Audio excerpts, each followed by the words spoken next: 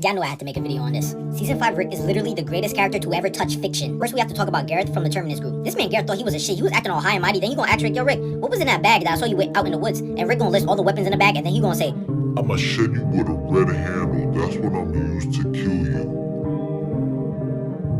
I'm not gonna lie, Gareth, if I was you and I heard that shit, I probably would have left the game, no bullshit. And then later on when they was fighting their way out Terminus, Bob was about to make sure one of the Terminus people don't turn, and Rick was like, no, let him turn.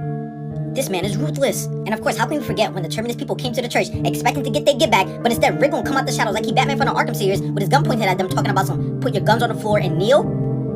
Now this scene right here may be top 5 in Walking Dead history. Y'all remember that machete thing I said earlier, right? So Rick is going to look Gareth in his eyes and he gonna say, I already made you a promise. And then he proceeds to send bro back to the lobby with the machete.